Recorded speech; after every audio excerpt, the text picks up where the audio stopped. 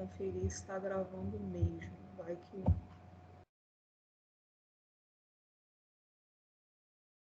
Foi, iniciou a gravação. Deixa eu compartilhar com vocês a nossa vaquinha.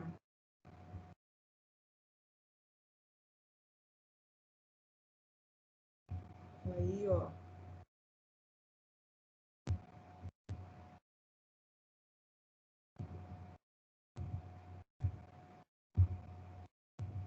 A nossa vaquinha é a nossa nova companheira de aula aí, ó.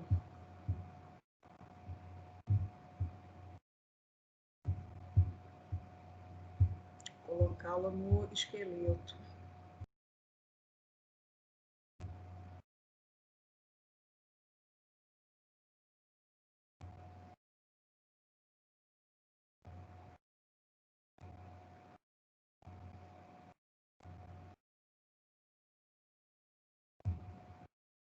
Aí, gente.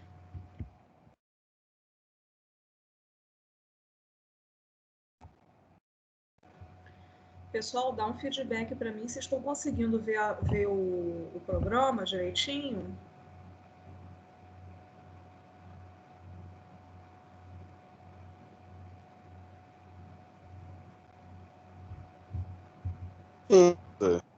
Estão vendo? Ah, que bom.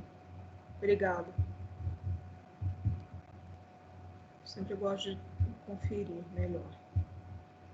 Vai ser úmido, escapa. Isso, tá perfeitinho. É isso. Obrigada, viu? Valeu.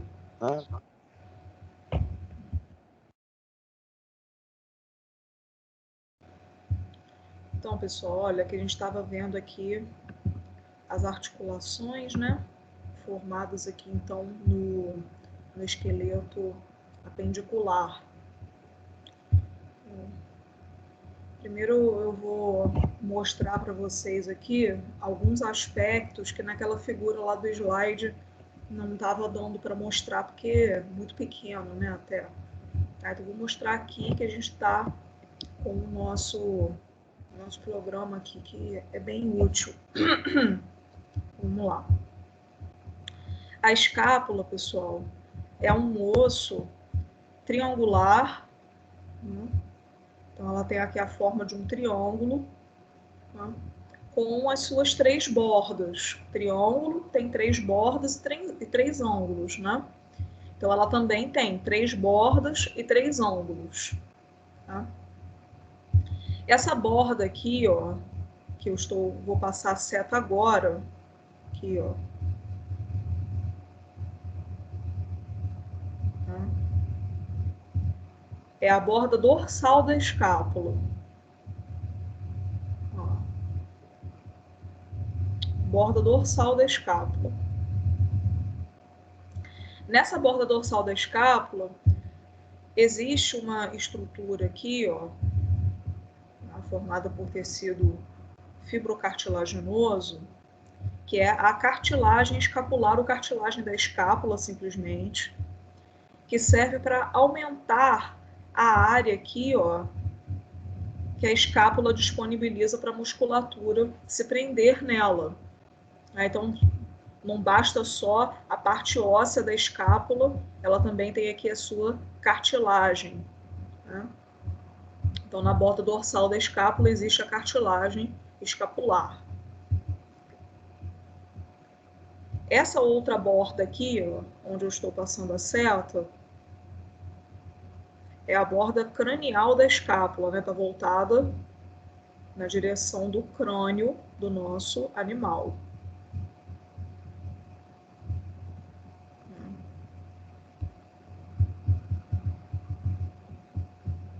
E essa outra borda aqui é a borda caudal da escápula. Olha lá. Borda caudal da escápula.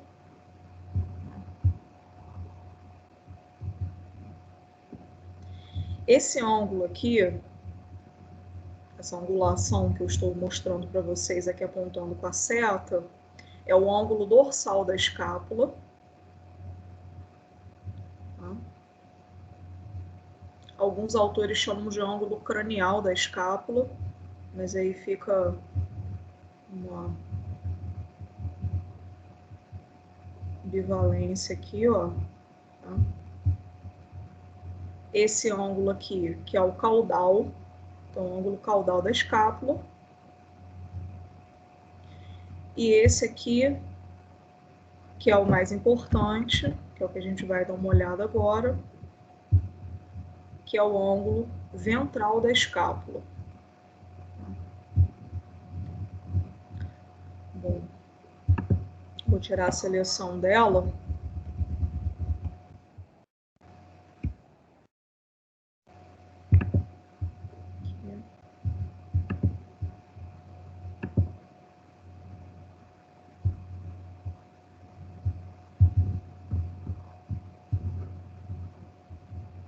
Deixa eu ver se eu consigo. Eu acho que sumiu aqui um comando dela.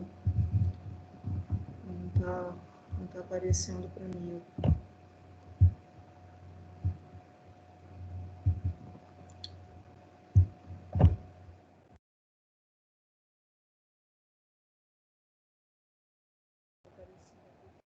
Para poder. Ah, agora apareceu. Agora foi.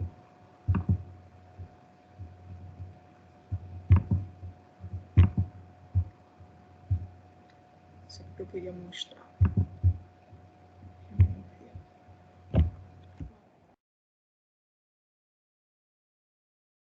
Nesse ângulo ventral da escápula aqui, pessoal, existe uma superfície articular, aqui, ó.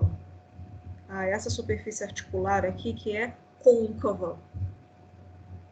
Uma superfície articular côncava que nós chamamos de cavidade glenoide. Cavidade glenoide.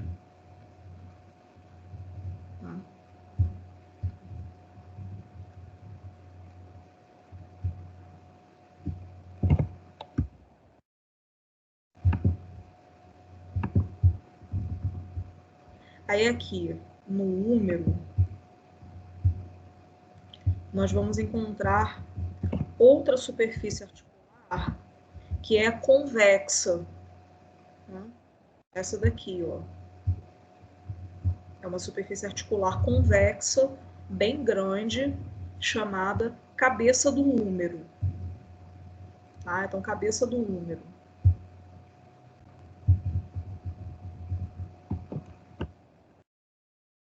Enfim, pessoal, essa articulação aqui, então, do ombro, né, formada entre a escápula e o húmero, recebe o nome anatômico de articulação gleno-humeral, entre a cavidade glenoide e o húmero.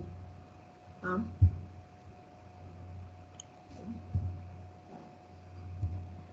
Pessoal, existe uma forma de nós classificarmos as articulações sinoviais que é quanto ao número de ossos que compõem aquela articulação, ou o número de superfícies articulares.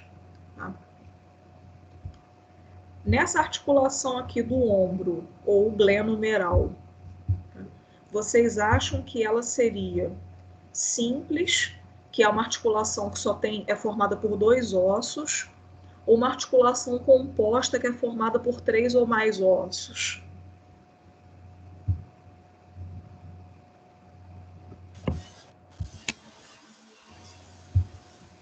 O que vocês acham? Qual já está falando? O húmero? O húmero e a escápula. Tem mais um, mais dois ali. Eu acho que é com mais ossos. Não, só tem 2 ossos formando a articulação. E esse do meio faz parte da escápula ou faz parte do húmero? Ou é uma cartilagem? É uma cartilagem. Sim. Tá? Então, essa daqui é uma articulação simples. A articulação do ombro é uma articulação simples.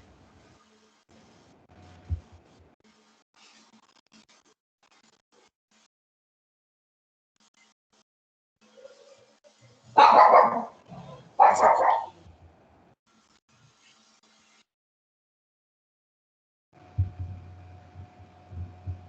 Então, essa daqui é a articulação do cotovelo, como já tinha mostrado para vocês lá no desenho do cachorro, no slide. Né? Então, ela é formada pelo húmero, pela ulna e pelo rádio. Vamos lá. Vamos ver quais são as superfícies articulares que são formadas aqui. Peraí. Vamos ver.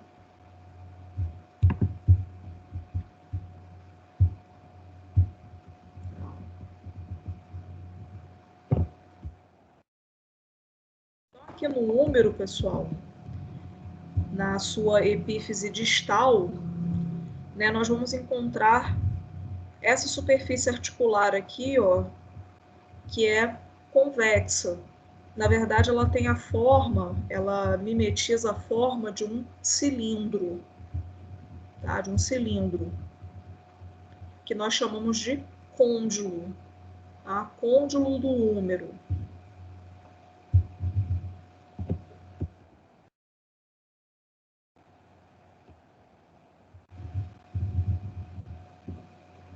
Então, esse é o côndilo do húmero. Deixa eu tirar o húmero. Vou lá. Para o rádio e para a ulna. Então, aqui no rádio, na sua epífise proximal, nós teremos essa superfície articular aqui, tá?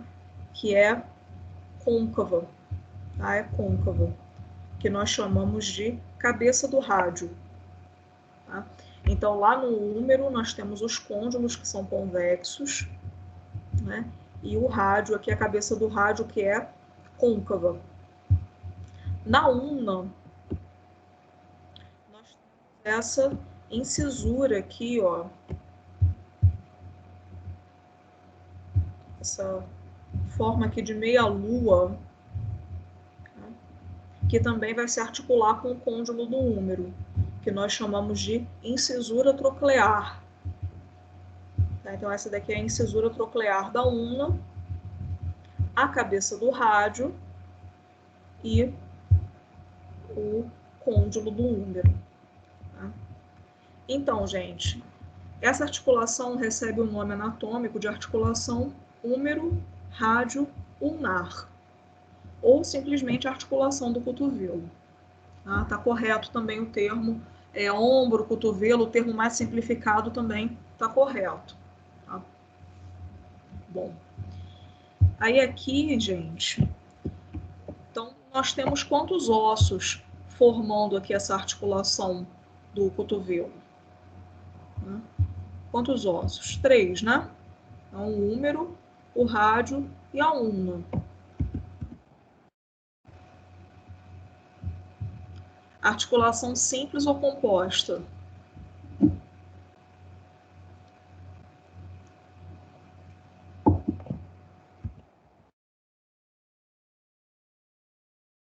Articulação composta. Uma articulação composta porque ela é formada por 3 ossos. Vou seguir aqui para a distal.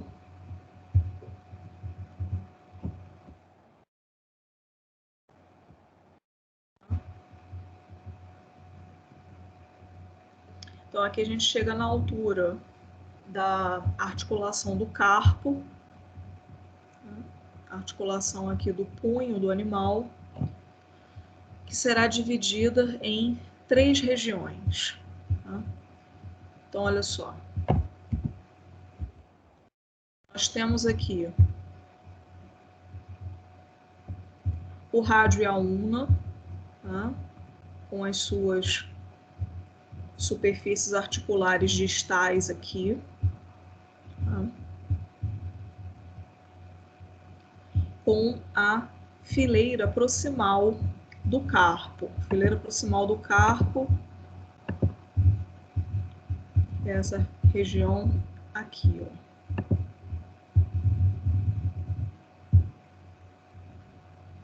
No rádio e a ulna, né? Lembrando que a ulna no ruminante é completa, né? Ela está aqui totalmente presente diferentemente da do equino, né? Que a gente tem visto muito do equino, é sempre bom a gente prestar atenção nessas diferenças aqui, então, do ruminante para ele, ó, tá?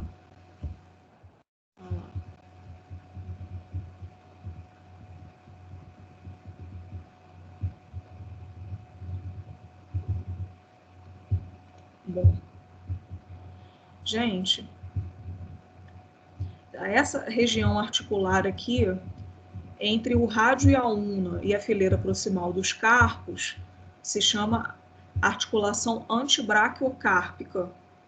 Antibraquiocárpica, que é entre os ossos do antebraço e a fileira proximal do carpo. Então, antibraquiocárpica.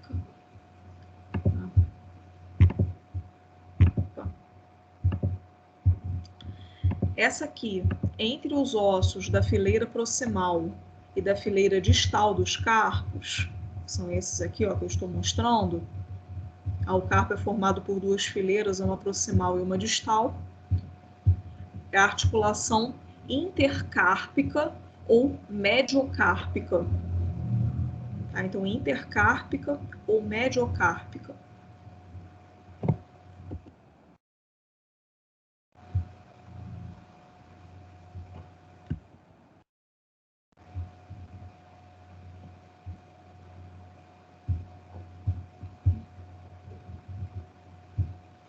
E essa daqui, entre os metacarpos e os ossos da fileira distal do carpo, a articulação carpo-metacárpica.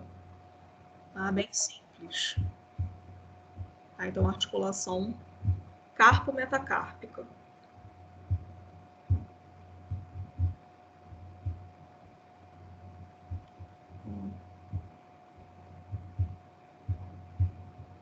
Tem alguém no lobby, peraí.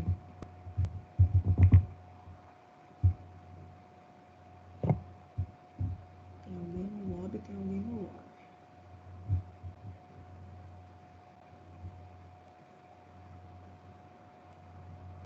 Não. A pessoa saiu. Gente, tem alguém tentando entrar e não tá conseguindo? Qualquer coisa me fala aí, viu?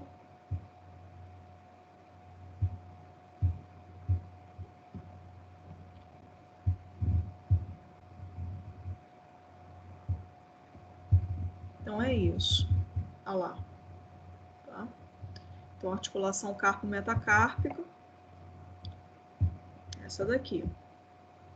Olha lá, pessoal. Só para também faço questão de mostrar aqui nesse modelo do ruminante, são os dois ossos metacárpicos dele fusionados, né? Ó. Tá? Aqueles mesmos que eu estava mostrando para vocês na aula passada. Tá? E são sindesmoses que viram sinostose, né? Bom. Então, osso metacárpico 3 e 4 fusionados aqui. Tá? Lembrando que o ruminante tem dois dedos, o dedo 3 e o dedo 4, funcionais. Tá? Então, aqui estão as duas fileiras de falanges do nosso ruminante aqui em questão. Tá lá, ó. Então, aqui nós temos a falange proximal e o metacarpo. Essa articulação aqui entre o osso metacárpico, a falange proximal e os sesamoides proximais aqui, né, são chamadas, essa articulação é chamada de metacárpico falângica. Né? Nos grandes animais, principalmente no equino, né, essa articulação aqui é chamada de articulação do boleto. Agora eu vi o lobby aqui. Peraí que eu vou passar. Deixar a Cristiane entrar. Pronto.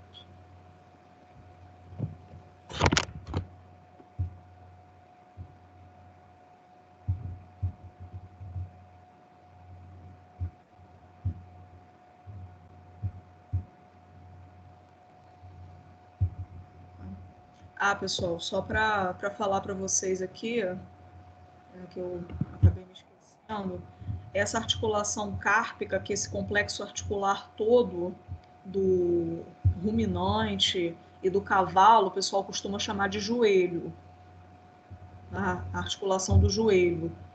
Mas, assim, lembrando que isso daí é um termo zootécnico, não é o termo anatômico, tá bom? O joelho anatômico mesmo é esse daqui, entre o fêmur, a tíbia e a patela, tá? Que o termo é só zootécnico mesmo.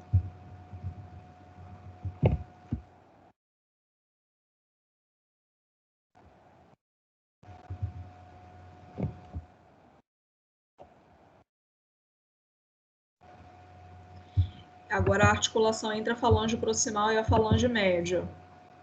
Articulação interfalângica proximal. Interfalângica proximal.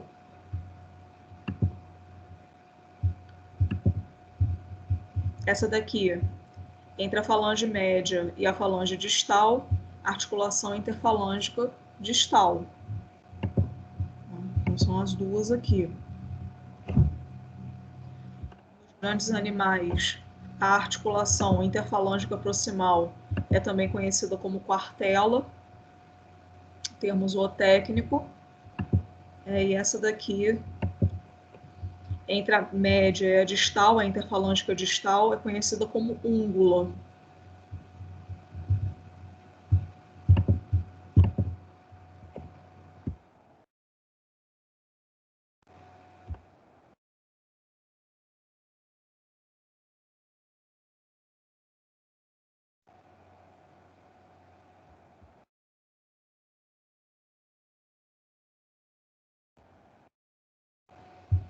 Então, aqui estamos agora no membro pélvico, mais para proximal aqui.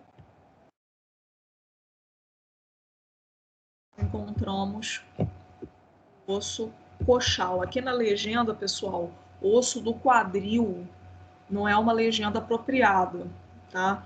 Eu já até conversei já com o pessoal lá do software, tá? Para pedir para eles trocarem essa legenda aqui, porque o osso do quadril não está de acordo com a nómina anatômica, tá? É o osso coxal, tá bom? Porque o quadril é uma articulação e não um osso, tá? Então vamos lá. Eu já deixo para vocês aqui isso bem claro, tá? Que a legenda aí está equivocada. É o osso coxal. Então deixa eu selecionar ele ali, o coxal, o fêmur. Os dois aqui, ó, selecionados, para a gente poder ver. Então, ó, notem vocês que existe uma articulação aqui, então, ó, entre o coxal e o fêmur, que nós chamamos de articulação do quadril, né? É aquela articulação onde nós temos a displasia coxofemoral, a famosa displasia coxofemoral aí nos pequenos animais, principalmente nos cães, né? Gato, né? Dependendo, assim, tem quadros de displasia coxofemoral ligados ali à idade com alguns distúrbios hormonais que podem levar à displasia nele. Tá? Então, vamos lá. Deixa eu tirar a seleção aqui do osso do quadril e remover o fêmur e a cápsula articular. Gente, aqui no osso coxal,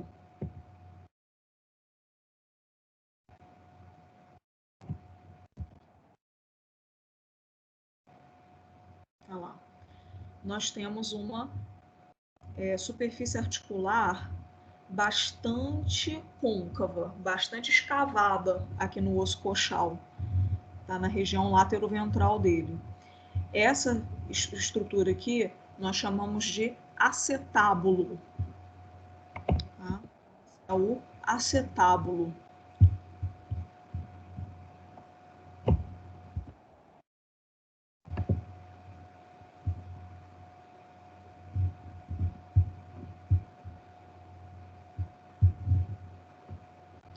Agora eu vou tirar ele daqui. Vou tirar a cápsula também. e vou deixar somente a região ali no fêmur que me interessa. Agora a gente vem aqui para a epífise proximal do fêmur e vamos encontrar uma superfície articular aqui bastante convexa na forma de uma esfera, né, que nós chamamos de cabeça do fêmur. Tá? Então, essa é a cabeça do fêmur. Tá? E mais lateralmente a ela, essa estrutura aqui, ó, essa região afunilada, tá, que liga a cabeça do fêmur à epífise proximal, nós chamamos de colo do fêmur. Tá? Lembrando lá do gatinho, do questionário, né, que ele tinha fratura ali bilateral de colo do fêmur, né? As fraturas dele eram exatamente nesse ponto aqui, ó. Tá bom?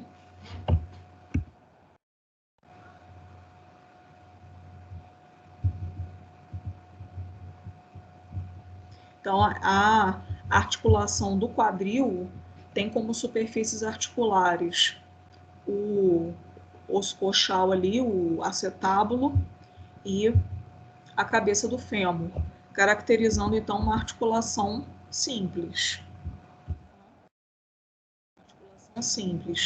Aquelas outras lá do membro torácico, que eu acabei não tomando vocês porque vocês não estavam respondendo, então eu achei melhor não ficar perguntando. Tá? Essa daqui do carpo, tá? É uma articulação complexa, né? Tem muitas superfícies articulares, tem muitos ossos ali formando, né? Essa daqui é a metacárpico-falange, que é complexa, porque nós temos o metacarpo, a falange proximal e os sesamoides, então temos mais de 2 superfícies articulares. Tá?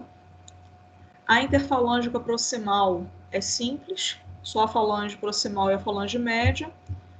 E lá na falange, a interfalângica distal, nós temos a falange média, a falange distal e o osso navicular, né, fazendo parte também, isso nos grandes animais, né, o osso navicular ele bem significativo, né, então é uma articulação composta. Se for nos animais que não tem esse navicular significativo, como no carnívoro, é uma articulação simples mesmo.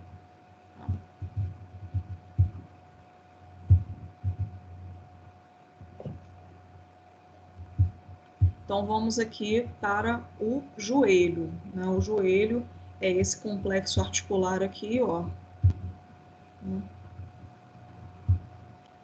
formado, então, pelo fêmur, pela patela e pela tíbia.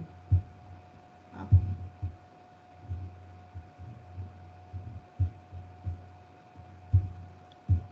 Vamos lá, vamos ver as superfícies articulares envolvidas aqui, então. Vou excluir a patela, a tíbia e a cabeça da fíbula aqui, ó. Remover.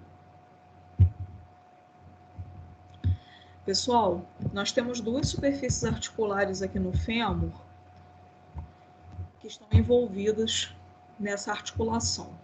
Primeiro, essas aqui que são mais caudais, ó, que são 2 superfícies articulares, tá, na forma de semi-esferas, tá, que nós chamamos de côndilos do fêmur. Tá, o côndilo tem um fêmur lateral, estou trocando, o fêmur tem um côndilo lateral e um côndilo medial. Tá? Então, são os côndilos do fêmur. Esses côndilos do fêmur que vão se articular com a tíbia. Tá?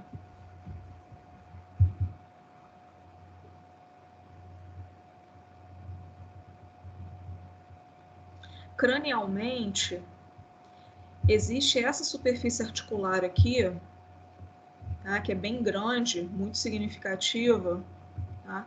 Que é a tróclea do fêmur. A tróclea do fêmur. Essa tróclea do fêmur é que vai se articular com a patela. Tá? Vocês veem que ela tem a tróclea como definição, como conceito, é sempre formada por 2 cristas ósseas separadas por um sulco. Tá? Então, eu vou colocar aqui numa vista mais lateral, vocês vão ver que ela tem 2 cristas aqui elevadas e um sulco aqui no meio. Bom, então, tróclea do fêmur e os côndilos do fêmur aqui caudalmente. Bom, vamos lá. Agora, eu vou excluir o fêmur. Eu vou colocar aqui a patela numa vista caudal, ó. Aqui na patela, pessoal, nós teremos essa superfície aqui dela, ó, que a gente chama de face articular. Tá? Simplesmente face articular da patela. Ela que vai se articular com a tróclea do fêmur. E aqui na tíbia, deixa eu excluir a fíbula.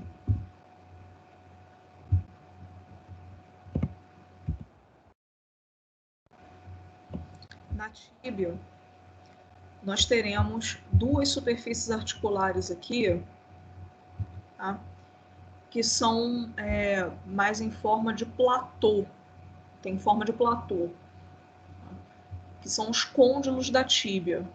Eles são levemente convexos. Eles são mais para retos do que para convexos mesmo, tá bom?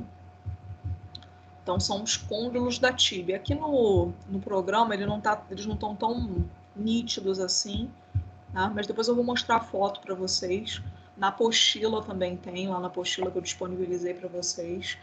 Tá? Então, são duas superfícies aqui chamadas côndilos da tíbia. Esses côndilos é que vão se articular com os côndilos do fêmur. Então, já fica aqui um questionamento. Como é que pode superfície articular convexa se articular com superfície articular convexa? Isso tem alguma congruência? Isso se encaixa bem? Né? Tem como ter estabilidade com essas duas superfícies? Elas não se casam muito bem, né? Tá? Já fica o questionamento para vocês. Tá? Então, pessoas, essa articulação aqui é conhecida como articulação do joelho ou articulação fêmuro-tíbio-patelar. Então, fêmuro-tíbio-patelar, entre o fêmur, a tíbia e a patela.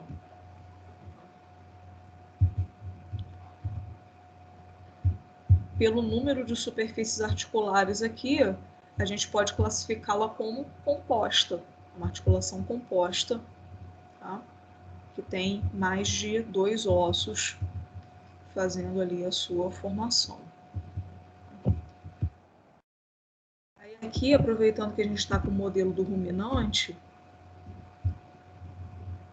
para mostrar para vocês aqui, ó, a cabeça da fíbula, tá, que é fusionada com a tíbia. Tá? Então, a cabeça da fíbula que é fusionada com a tíbia. Vocês veem que a fíbula do ruminante é totalmente incompleta. Né? Ela se fusiona na parte proximal aqui com a tíbia.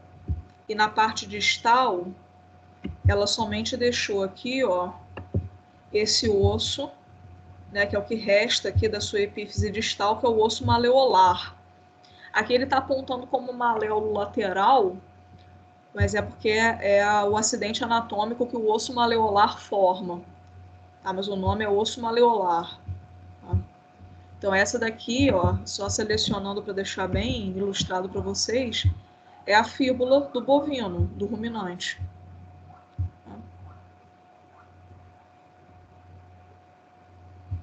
A diáfise. Ela foi fusionada e regrediu durante a evolução do animal.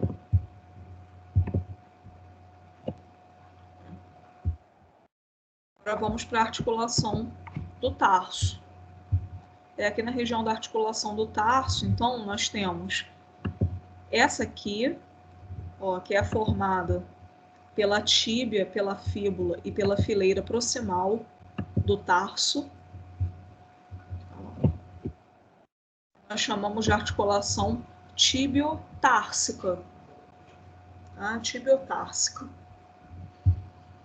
O tarso é formado por 3 fileiras. Tá? Lá no carpo são 2, a fileira proximal e a fileira distal. Aqui no tarso nós temos 3 fileiras. Proximal, uma central e uma distal. Tá?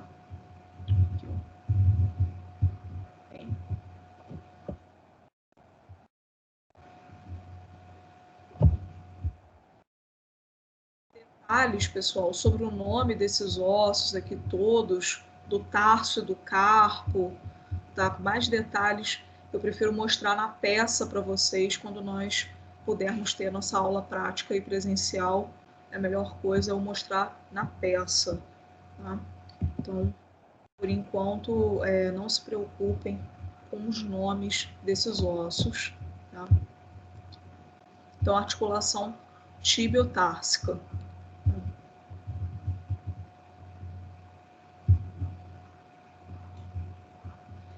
Alguns autores preferem chamar de articulação crurotársica. O que é cruro? Cruro está relacionado à perna, tá? A região da perna. Então, crurotársica entre os ossos da perna, que são a tíbia e a fíbula, e a fileira proximal dos tarsos. Tá? Mas, enfim, é um sinônimo, tá bom? Vamos lá.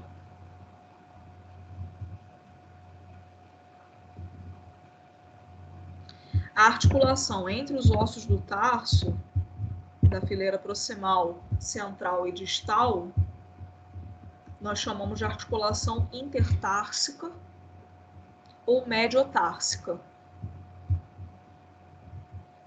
Tá? Então, intertársica ou mediotársica.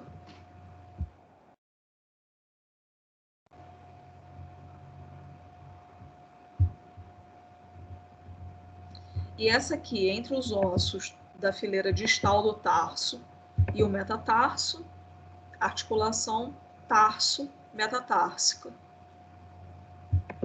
Tá? Esse complexo articular todo aqui do tarso, gente, é conhecido como jarrete. Tá? Na linguagem aí zootécnica, articulação ou região do jarrete. E aqui para mostrar para vocês também, ó, que esse osso metatársico aqui também é fusionado, né? Ó, os metatarsos 3 e 4 fusionados, assim como a gente tem lá na mão do ruminante.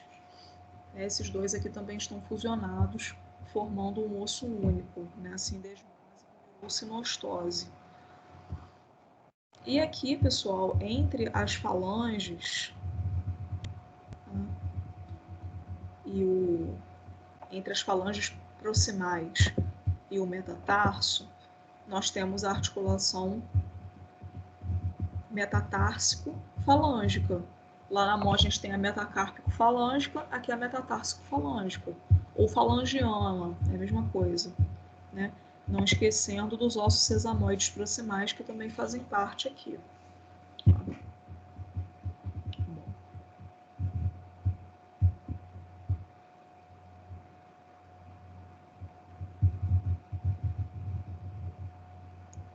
Entre a falange proximal e a falange média, articulação interfalângica proximal, a mesma coisa da mão. Entre a média e a distal, articulação interfalângica distal. Né? Se o navicular estiver presente, que ele está presente aqui também no ruminante, só não está ilustrado, a gente considera uma articulação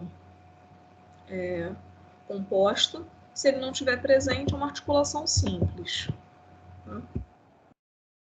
Essa região aqui articular do tarso, né, do jarrete aqui, é composta, né? Super composta. Tem várias superfícies articulares fazendo parte aqui da articulação do jarrete.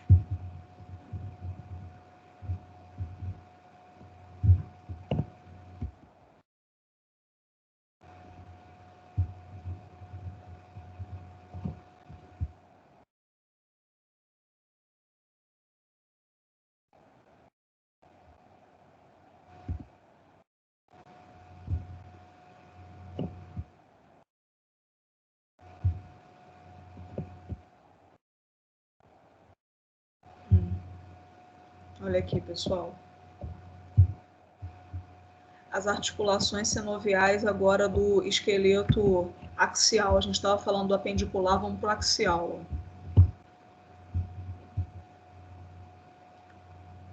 A primeira que eu vou falar para vocês é aqui na cabeça. Opa, que zoom é esse?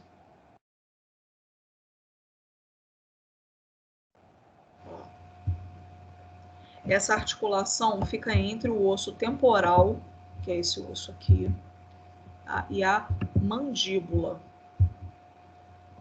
A mandíbula.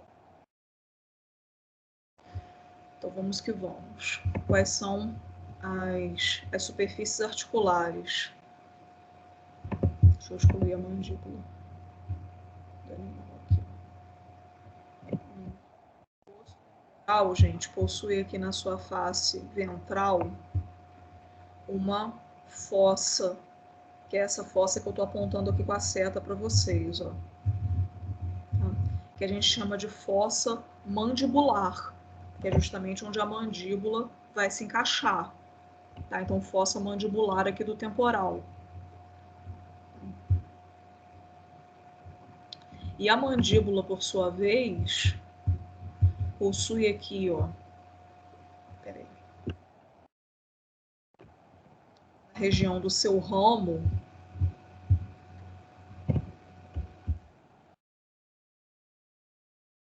um côndilo, tá? Essa região aqui onde eu estou apontando. Ó. Então, na região do ramo da mandíbula, nós temos o côndilo, tá? Côndilo da mandíbula. Então, o côndilo, como vocês podem perceber, ele é sempre uma superfície articular convexa. A fossa é côncava, então fica bem congruente ali, né? Então, a articulação aqui entre a fossa mandibular do temporal e o côndilo da mandíbula, articulação temporo-mandibular. Então, temporo-mandibular. A famosa ATM, articulação temporomandibular, né, que no humano aí apresenta algumas desordens muito conhecidas, né? A luxação temporomandibular, o deslocamento, né? Que pode vir a acontecer aí no humano, né? Bruxismo, né? Tem muito bruxismo. Eles falam desvio de ATM? Isso, desvio de ATM, desvio de articulação temporomandibular. Isso aí, ela mesma. Articulação também simples, né, gente? Temporal e mandíbula somente, fazendo parte aqui dessa articulação. Acho que vamos. Outra aqui, eu vou colocar numa vista caudal.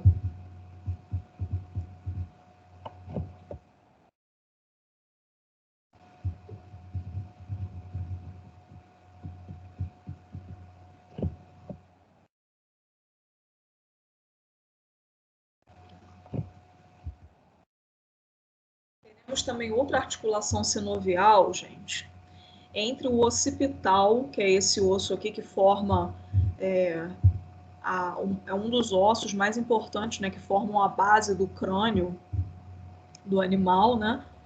Então, ele vai se articular com a primeira vértebra cervical, que é a C1. Né? Então, occipital e atlas. Tá?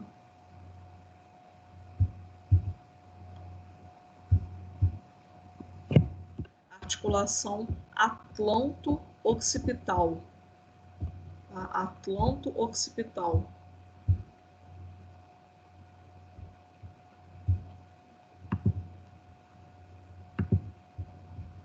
Deixa eu remover aqui para mostrar para vocês o occipital numa vista caudal ali, ó.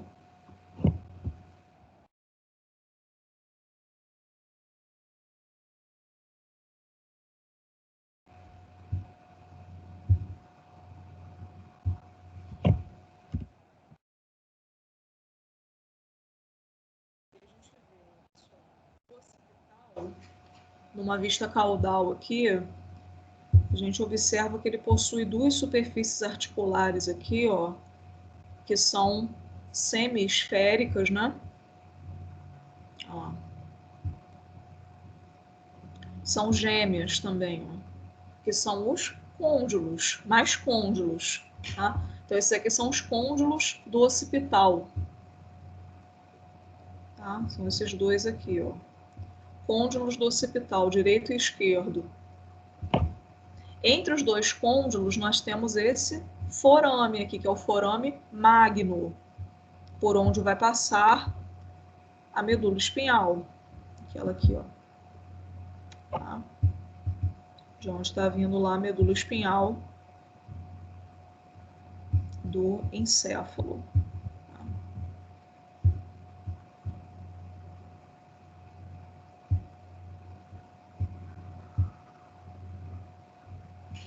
Vamos lá. Agora eu vou incluir o atlas de novo e vou tirar o occipital.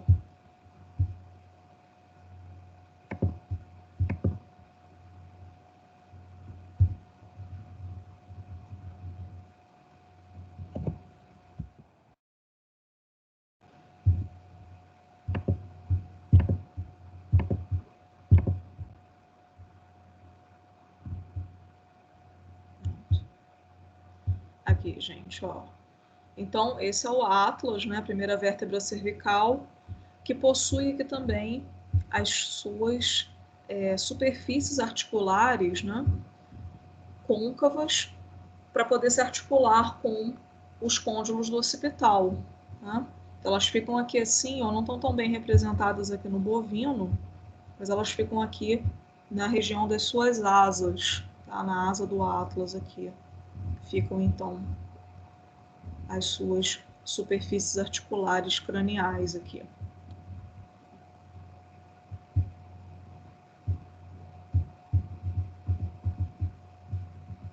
Temos também essa daqui, ó, entre o atlas e o axis, que é a segunda vértebra cervical, tá? Chamada articulação atlanto-axial. Tá? Articulação atlanto-axial. Aqui, pessoal, olha só. Que aqui nesse do bovino, esse acidente ósseo que eu queria, ele não está tão bem representado. Se for o caso, depois eu coloco no cavalo só para mostrar isso. Olha só. Entre o atlas e o axis, nós temos as seguintes superfícies articulares. Ó. Se eu excluir o axis, a gente vê que aqui, ó, na região mais medial do atlas, no seu assoalho aqui, existe uma fóvea. Uma fóvea articular, chamada fóvea do dente. Fóvea é como se fosse uma cavidadezinha bem pequena mesmo, tá, gente? Aqui, ó.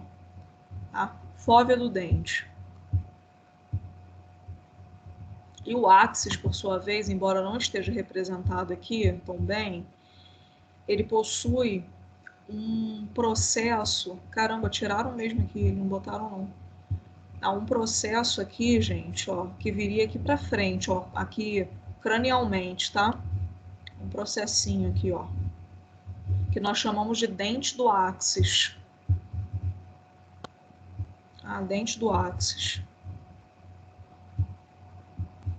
Esse dente do axis se articula com a fóvea do dente aqui. Tá? Então fica como se fosse uma haste, um pino dentro de uma fossa. Então ele pode rotacionar o atlas. Tá? O atlas pode rotacionar de um lado para o outro, fazendo com que o animal tenha a capacidade de virar a cabeça para os lados, assim, ó. Tá? Rotacionar essa articulação. Tá? É o que ocorre aqui. Depois eu vou abrir o equino para poder mostrar o dente do axis aqui bonitinho, que nele está bem ilustrado. Não sei porque aqui eles não botaram ele.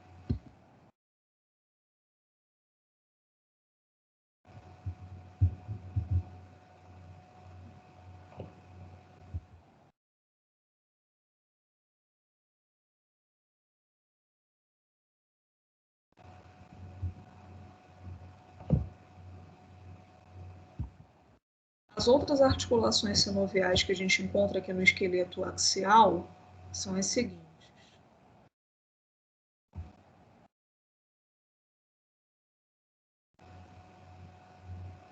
Deixa eu excluir algumas dessas vértebras cervicais aqui.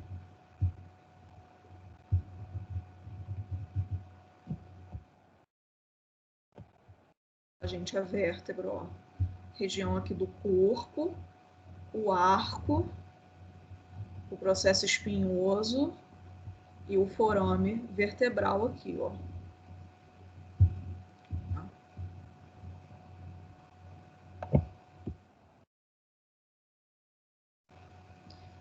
Bom, gente, nós teremos as articulações entre os processos articulares das vértebras que ficam nos seus arcos. Então, são articulações sinoviais, são articulações bem simples, assim, simplificadas em termos de movimento, são os movimentos assim de deslizamento muito simplificados, tá? Que a gente vai ver na próxima aula, que não vai dar tempo de ver hoje. Tá? Bom, então são as articulações aqui entre os processos articulares das vértebras, esses dois pequenininhos aqui que eu estou apontando, são de deslizamento. E nós teremos também essa articulação aqui da costela, tá? Com duas vértebras torácicas. Então, seria assim, gente, ó, se eu excluir essas duas vértebras aqui, a gente vai ver que a costela possui uma cabeça, tá? Que é uma superfície articular convexa aqui, ó, esférica também. Esféricazinha aqui. Então, a cabeça da costela, todas elas têm, tá, gente? Ó, olha lá. Cabeça da costela. Aqui também a cabeça da costela. Ó. Peraí, deixa eu tirar o menu daqui. Cabeça, ó. Todas elas têm essa cabeça aqui. Essa cabeça da costela, pessoal, vai se articular. Deixa eu remover aqui só as costelas para eu poder mostrar as superfícies.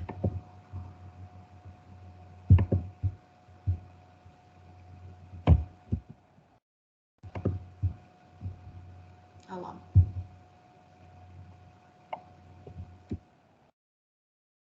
Lá na frente. Olha lá. Então, essa superfície articular aqui que vocês estão vendo, na região cranial do corpo dessas vértebras torácicas, a gente chama de fóvea articular para a cabeça da costela. Tá?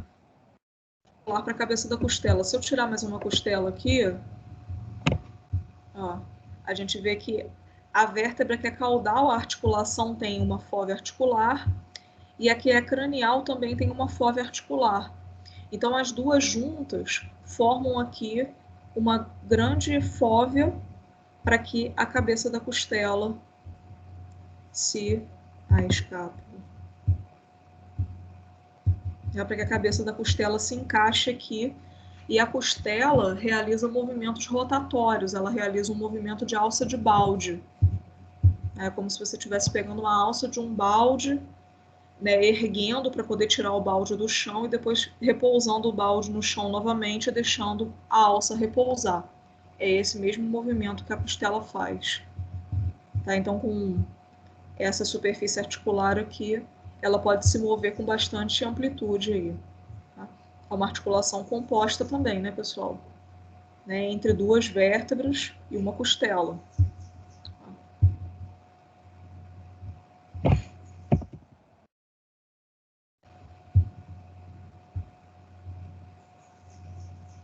Deixa eu só ir um pouquinho mais para caudal.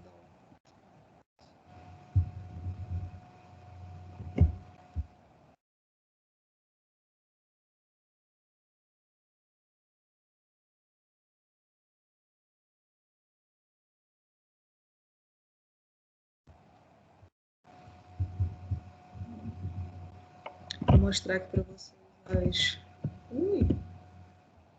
as vértebras lombares, ó. processos transversos muito longos, né? Os 2 processos transversos dela, que são bastante longos, foi naquele que eu estava mostrando para vocês lá no desenho, no slide, ó. O processo transverso. O processo espinhoso aqui, que é esse processo longo aqui, mediano, né? Vertical.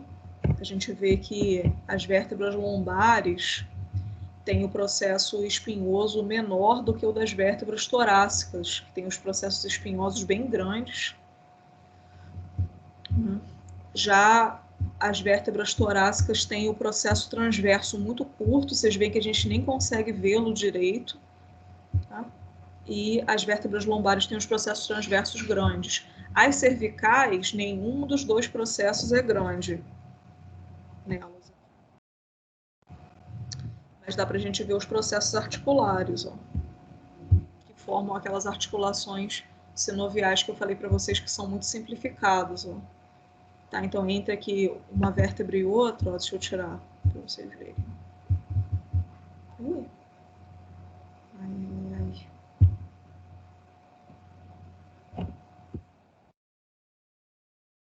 Deus, sensível. Ó, esses aqui são os processos articulares dela, gente, ó, que eu estou apontando aqui com a seta. Tá, os processos articulares craniais. E ela tem também os caudais aqui, ó, que vão se articular com os craniais da próxima. Essa articulação aqui, ela apresenta uma movimentação só de deslizamento, uma articulação plana, com a movimentação aqui bem simplificada, mas é para uma vértebra poder se ajeitar com a outra enquanto o animal está movimentando o tronco, né? Então, para elas poderem tomar aqui uma conformação, né, de adução, abdução, para elas poderem se relacionar de forma bem harmônica, né?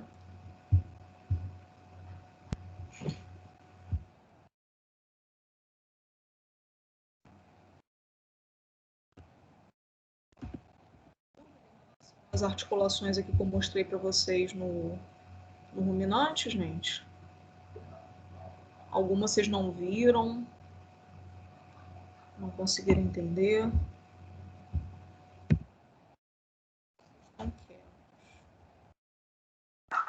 Professora, Oi? quando a senhora fala do osso frontal, tem um processo, até que eu acho que foi uma questão do... não foi do do questionário. processo cornual. Sim. Isso. Aí aparece a questão, no caso, né, do processo cornual. Aí, por dentro, eu não sei, porque eu fiz bovino, mas aí, lógico, né, já tem um tempinho. Aí, na questão, não sei se a senhora vai comentar. Se a senhora for comentar, eu deixo para comentar, para falar depois. Vou comentar. Vou sim. Então tá bom. Então deixa para depois, não tem problema nenhum. Aí eu Não, pergunto. mas se você tiver alguma dúvida em relação ao osso frontal, processo cornual, pode... Então me tira uma dúvida. Porque na hora da secção quando você faz no bovino já adulto, porque quando eu vi em bovino com 1 semana, mais ou menos, no bezerro. E aí, isso, no bezerrinho. Foi de 1 semana, nascido, 1 semana depois a gente estava lá fazendo a descorna. Na verdade, vocês mocharam, né? Isso. Mochar é bem mais fácil. Mochar, você tira ali o botãozinho dele onde vai nascer futuramente, é bem menos traumático, é bem melhor do que fazer descorna. Sim. Aí, quando eu vi a questão, eu falei assim, gente, mas eu não tinha visto isso lá. Até porque nós fizemos no bezerro, não fizemos no adulto, né? Aí eu falei assim, eu não vi isso lá não, deve ser alguma coisa que deu algum problema quando fez a cirurgia, porque é uma cirurgia que você faz na hora que você faz o processo de descorna. Sim. Aí eu falei assim, então... Aí eu marquei até questão, né, que a senhora vai comentar, não sei se vai comentar.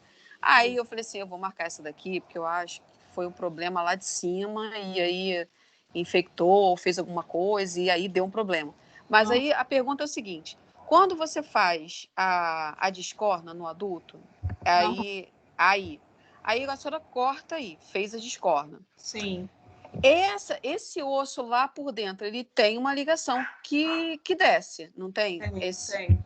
E que vai dar nos seios frontais, não é isso? Aqui, ó. Ok. Então tá bom. Então eu pensei certo. É isso mesmo. É isso aí mesmo. Então tá. Olha o seio frontal aberto dele. Aham.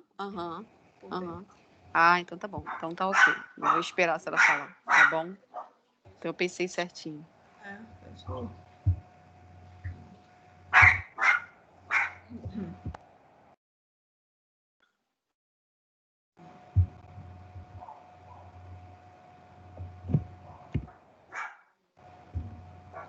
Pessoas aqui, ó, só para comentar, aproveitando que a gente está com o nosso do bovino aqui presente, ó, para mostrar para vocês as suturas, né?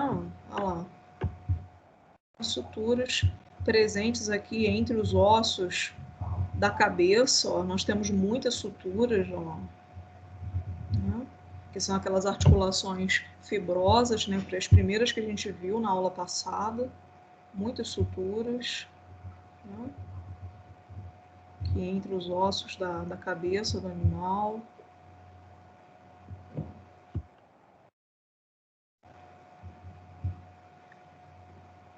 Aqui no programa, ele não está representando a sínfise que tem aqui entre as duas hemimandíbulas.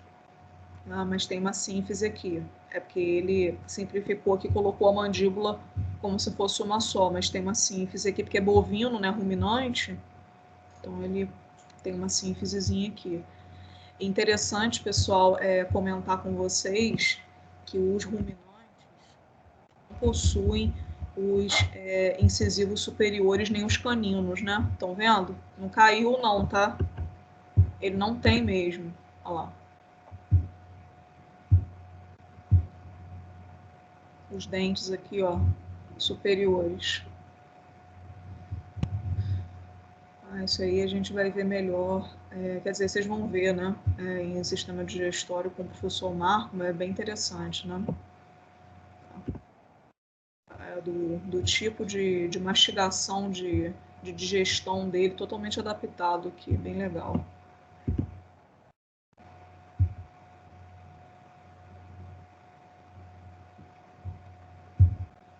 Bom, vamos lá.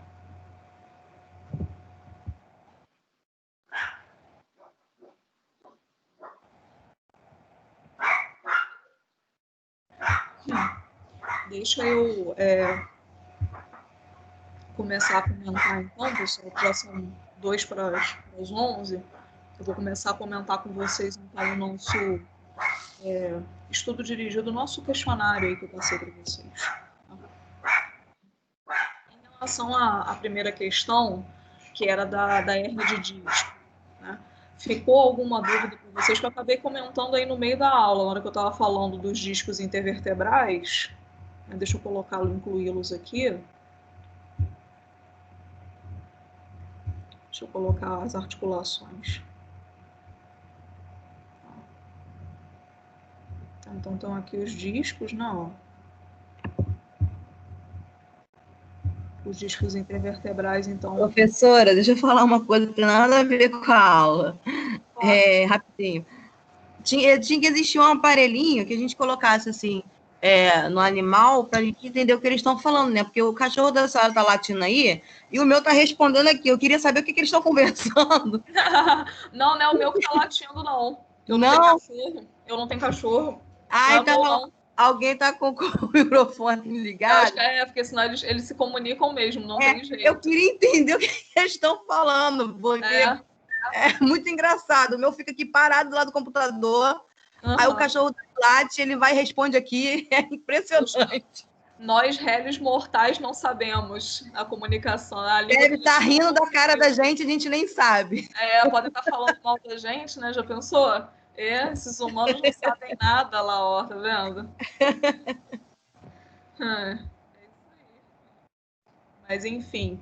Então, pessoas, vocês têm alguma dúvida em relação à parte da hérnia de disco, que a gente acabou discutindo bastante durante a aula, né? Mas se tiver, a gente sana aqui agora. Tá? Aquela tomografia que eu coloquei ali para vocês, eu coloquei uma tomografia bem exagerada ali, né, com uma extrusão, extravasamento ali do disco não, não é o disco inteiro, né? É o núcleo pulposo que extravasa ali para dentro do canal vertebral, né? E prejudica as estruturas nervosas que estão passando ali, a medula espinhal e os nervos, né? Os nervos aqui espinhais. Eles estão passando exatamente por aqui, gente. Aqui os forames, ó. Os forames intervertebrais, ó. Ah. Professora, eu errei, mas foi na hora de colocar canal medular. Eu sabia que era canal medular, porque ali estava bem dentro do canal.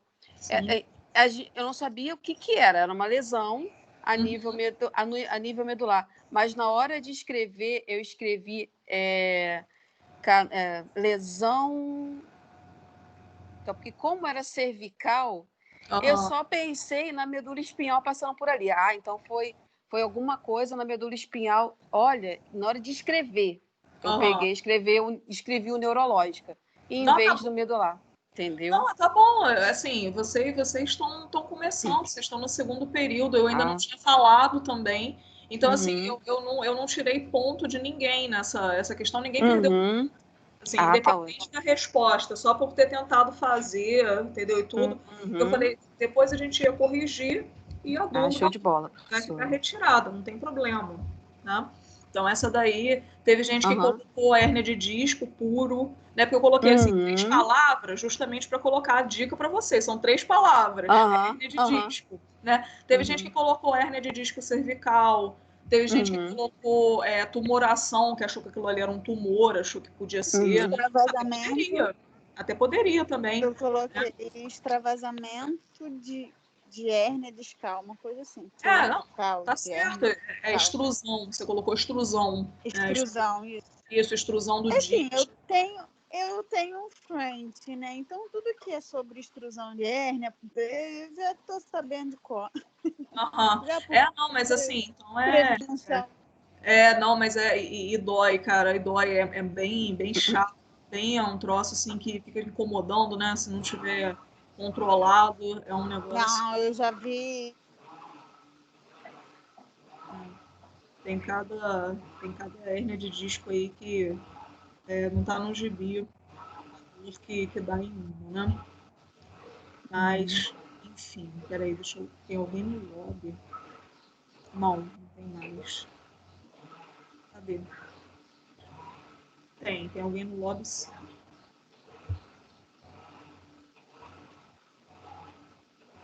Mas aí também pela idade, se a gente não soubesse também o histórico, professora, poderia colocar como alguém colocou tumoração? Porque aparecia alguma coisa ali entrando dentro da medula, dentro do canal medular. Aquilo ali o núcleo pulposo. É o núcleo pulposo que extravasou, que fez uma hérnia ali. Mas assim, poderia ser uma tumoração. Claro, pode sim. Mas não está errado. Né? Mas deveriam ser feitos mais exames para poder chegar à conclusão que é um tumor. A primeira... Até porque aquela tomografia estava bem comprometida, né? Bem estranha, né? Isso é bem complicado, aquilo ali é puxado, assim.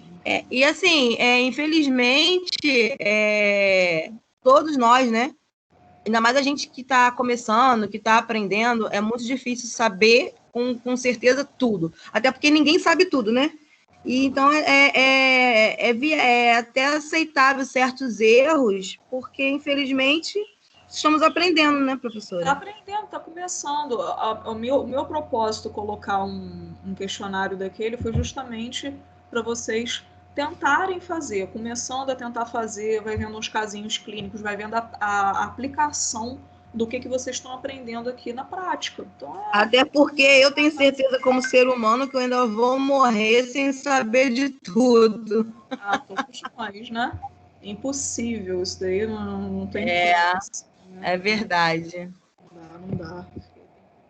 Se existir, né, tem que viver várias vezes para poder tentar chegar a algum nível aí, né? Mas enfim, gente. Então, da hérnia de disco, estamos entendidos, né? Bom, aí do gatinho. O gatinho, né, a gente já deu uma debatida também, mas eu sei que isso daqui não é um gato, né? Tá bem longe de ser um gato, mas a gente pode pegar a mesma região aqui que foi acometida. Então, é aquilo que eu estava discutindo com vocês, né? A ossificação, o processo de ossificação das linhas de crescimento, ela está muito ligada também à testosterona, né? E os hormônios sexuais, né? A testosterona no macho, né? E o estradiol e a progesterona na fêmea. Então, os animais que são castrados muito jovens e têm sobrepeso, como aquele gato lá do caso clínico, eles são suscetíveis, enquanto estão nessa fase de crescimento, que fica retardada, né, a ossificação das linhas de crescimento fica retardada, eles são suscetíveis a essas lesões aí que aconteceu com aquele gatinho, né? Então, ele teve aqui fraturas, né? Na verdade, foi a abertura, né? O afastamento daquela linha de crescimento, né? Uma parte óssea com a outra parte óssea. Então, foi o que aconteceu ali. É uma osteopatia metafisial mesmo, né? Mas quem colocou, assim, para vocês, no nível que vocês estão, que é nível iniciante, né? Estão começando agora, se colocar só fratura de fêmur, fratura bilateral de fêmur, fratura de colo de fêmur, fratura de metáfise de fêmur, tá tudo bem, tá ótimo. Para mim, perfeito, tá? O pessoal que colocou aí fratura de tarso, não tinha não, tá, gente? Fratura, não tinha nada no tarso dele, do gato. Nem dá para ver o que eu tava falando, naquela posição ali, não dá nem para avaliar tarso. Não tinha fratura nenhuma de tarso, não. O negócio era no colo do fêmur, na metáfise do fêmur. Tá? Então é isso. Aquele gatinho lá. Bom. Na questão agora do ligamento cruzado. Vamos lá. A ruptura de ligamento cruzado, gente, é um quadro aí que acomete cães, né? Principalmente, né? De maior porte, né? E normalmente acometidos por alguma desordem endócrina ou então que sofreram algum trauma. Isso pode vir a acontecer, né? Gabi, e o teste Oi? de gaveta cranial é aquilo de botar o joelho para o lado e para o outro? Entendi. Fala de novo, eu não entendi o que você falou. O teste de gaveta cranial é aquilo de botar o joelho de um lado para o outro? Para cranial. É você empurrar. Ele fica igual uma gavetinha mesmo. O teste de gaveta fica realmente igual uma gaveta, que o movimento do joelho, que não pode acontecer, né? Então, quando você faz o teste de gaveta, eu vou explicar aqui anatomicamente, olha só. Deixa eu tirar os ligamentos aqui, ó.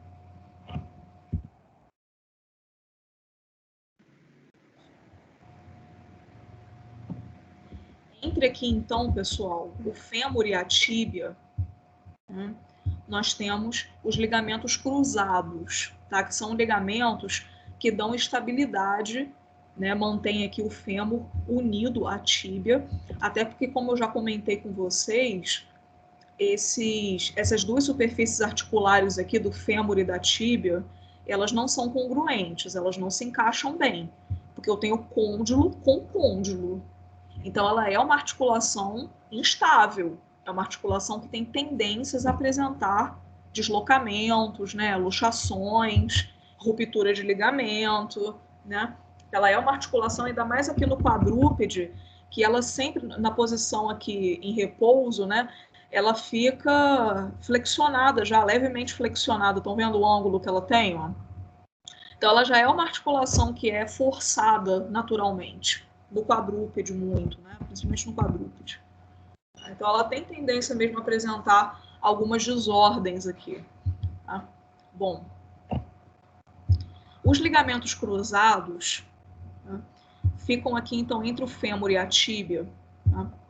O ligamento cruzado cranial, que é o que mais é acometido nos cães, é o que mais é rompido nos cães, até porque ele tem mais tensão imprimida nele, mais força imprimida. Tá? Ele começa aqui no fêmur, ó, tá? Começa aqui no fêmur e se insere na tíbia cranialmente, por isso o nome ligamento cruzado cranial. Ele faz isso daqui, ó, esse é o trajeto dele. Tá? Bem? E o ligamento cruzado caudal sai daqui do fêmur e se insere na tíbia, ó, caudalmente. Então ele faz isso. Ó. Tá? Os dois se cruzam entre si, formam um X ali entre eles, por isso ligamento cruzado. Quando esse ligamento, por alguma desordem endócrina, por exemplo, o hiperadrenocorticismo, tá, que faz aí todos os ligamentos, a musculatura, os tendões do animal ficarem enfraquecidos devido ao aumento de cortisol na corrente sanguínea, esse ligamento tende a romper. Tá? Então, quando ele se rompe, a estabilidade, a junção aqui entre o fêmur e a tíbia fica comprometida. Então, a tíbia, né, se a gente estabilizar aqui, né, for fazer o teste de gaveta, que é aquele que está apresentado lá no caso, né, a tíbia e o fêmur se deslocam entre si aqui, ó. Se eu empurrar a tíbia cranialmente, tá, ela vai, é como se fosse uma gaveta mesmo, que assim, ó, tá? Coisa que se o ligamento estiver íntegro, ele não deixa acontecer. Ele mantém estáveis aqui essas duas estruturas. Esse que é o teste de gaveta. Tá? Só com o teste de gaveta já dá para confirmar o diagnóstico, mas no caso lá, eu ainda coloquei a imagem radiográfica mostrando, né, que o fêmur e a tíbia estão totalmente desalinhados. Né? Dá para ver lá na imagem, né, que eles não estão na posição de costume. Então aquilo ali caracteriza o rompimento de ligamento cruzado cranial. Eu fiz questão de colocar, no caso, o ligamento cruzado cranial, porque é o que mais acontece, é o que mais acomete aí os cães. Tá? É aquele lá. Bem? Pessoal, teve gente que colocou, foi pouca gente que colocou ruptura de ligamento patelar. Tá? A ruptura de ligamento patelar, gente, é muito rara. Tá? Ruptura de ligamento patelar, ou a luxação patelar é muito comum, mas a ruptura de ligamento patelar é muito rara nos animais. Tá? Então ela não ocorre com essa frequência assim, e ela também não ia deixar o teste de gaveta positivo, porque o ligamento cruzado ia estar íntegro aqui, o tendão patelar é que ia estar rompido, então, independente disso, o fêmur e a tíbia iam permanecer unidos aqui na sua posição. Tá? A luxação patelar, que é muito comum aí também, né? Ela é comum. A luxação patelar, sim. A ruptura do ligamento patelar, não. Tá? Então, a luxação patelar, ela não causa também positividade do teste de gaveta. Tá? Ela vai deixar o animal sem conseguir flexionar o membro direito. Tá? Mas vai mantê-lo com o membro aqui estendido. A ruptura de ligamento cruzado mantém o teste de gaveta positivo. Então, essa é a diferença aí. Tá bom? Professora, a senhora vai dar aula prática para gente? Quero muito. Nós vamos ter uma 1º e 2, e 22 e 23 de cardio e de... História. Uhum. Já está marcado. Eu vou marcar com vocês aí um dia melhor, tá? Para a gente poder fazer a nossa aula prática assim. É porque locomotor tem muita aula prática. A morfo que tem mais aula prática. Sempre que a gente tinha na presencial, a gente não saía praticamente do laboratório, do anatômico, porque é muita aula prática. Aí eu tenho que marcar um esquema aí para vocês de muitas aulas, aí tem que ver como é que vai ser. Eu vou até consultar o Adolfo para ver como é que eu posso fazer essas marcações, que são muitas aulas, pelo menos umas 4, 5 aulas. É muita coisa. É uma por semana, talvez. É, tem que ser. Bom, mas deixa a gente passar a primeira prova aí, a gente vê como é que fica a marcação melhor. Os dias não coincidem com os do professor Marco também, então dá pra gente marcar sem problema de bater. O dele só é 1º e 2, e 22 e 23. As aulas do professor Marco são quinta e sexta, né? Ele colocou justamente no dia das aulas dele, entendeu? Então não tem problema não, como dá pra marcar na segunda-feira com vocês tranquilamente. Ó. A gente pode marcar até de manhã e à tarde, porque aí a gente vai menos vezes, também pode ser. Pode ser o dia todo. O dia todo, né? Fica melhor. Não, assim, eu tô falando, eu tenho certeza que por mim e por umas 4, 5 pessoas aí, ok, não sei o restante da turma, mas como é uma coisa que é importante, porque anatomia sem prática não é anatomia, é muito complicado pra gente, né? Então, assim, eu sei que por umas 5, 6 pessoas aí, isso aí tá ok, mas tem que ver com o restante da turma, né? Porque a nossa turma não são só em 6. Uhum. Não, com certeza. Bom, então em relação ao ligamento cruzado, era essa aí a nossa discussão, gente. Se vocês tiverem dúvida, liga aí o microfone e pergunta, tá? Porque a gente ouve. Tá? Ó, em relação àquele caso lá da sinusite, tá? Com o pós-operatório de discorna. Primeiro, deixa eu falar aqui. A discorna é um procedimento realizado em bovinos, né, nos bovinos adultos, para retirada dos cornos. Né? Os cornos, que são aqueles anexos, a gente vai ver melhor isso em sistema tegumentar, são aqueles anexos da pele aqui, ó, né? Que a gente chama, às vezes chama de chifre, né? Mas chifre, corno, é diferente, tá, pessoal? A conformação anatômica é diferente. Então, o ruminante, ele tem cornos, tá? O ruminante doméstico, ele tem cornos. Tá? Chifres, quem tem são os cervos, as renas, tá? Aquele chifre que é aveludado, tipo o do Bambi mesmo, tá? Que tem aquele veludinho por cima, aquela pele aveludada.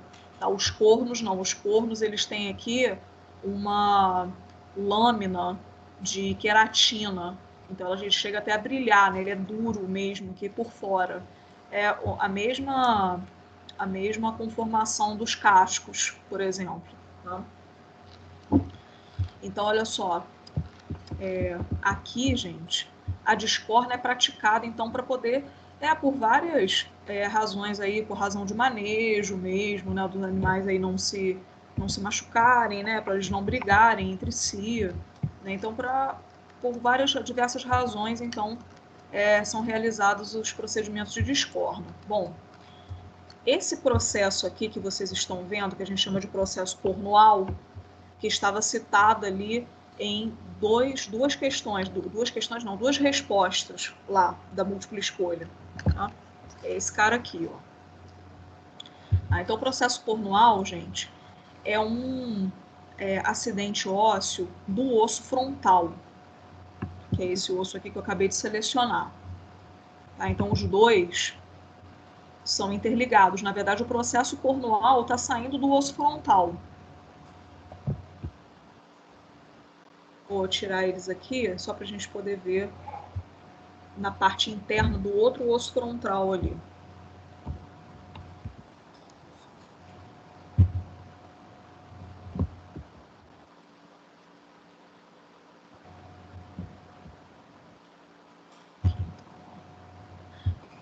Se a gente for observar, o osso frontal, né, como a gente já chegou à conclusão na aula de osteologia, ele é um osso pneumático. Ele é um osso pneumático. Tá? Então, ele possui aqui os seus seios, as suas cavidades aqui preenchidas por mucosa, por onde o ar circula aqui dentro. É um osso pneumático. Olha lá. seios, ó, seios frontais. Tá? O processo cornual, que é esse cara aqui, ó, ele posso dizer, ele possui uma continuação do seio frontal aqui dentro dele, na sua parte interna. Tá? Então, quando nós serramos, né, porque é serrado mesmo, é com uma serra, quando o processo cornual é serrado, deixa eu remover, ó, o seio frontal do animal fica exposto. É inclusive um procedimento que eu detesto. Vou falar por mim, tá? Professora. Detesto discorda. Não pode falar. E não tem nada que possa colocar, tipo assim, para se usar como se fosse um tampão? Não. Bom, ainda mais cirurgia a campo. Cirurgia a campo é uma cirurgia suja.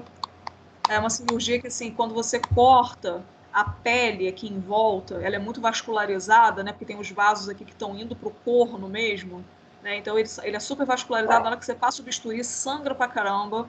Então, assim, eu pensei num tampão, tipo, se é de silicone, uma prótesezinha para, entendeu? Isso não existe. Só para não deixar, entendeu? Isso não. aí.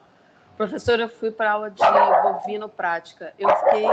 Porque eu trabalho na área de saúde. Então, quando foi feita a mochação, eu falei assim, gente, não vai ter um negócio para colocar embaixo, não? Não vai levar para o centro cirúrgico, não? Não vai fazer. E não existe, realmente. A gente não... Assim,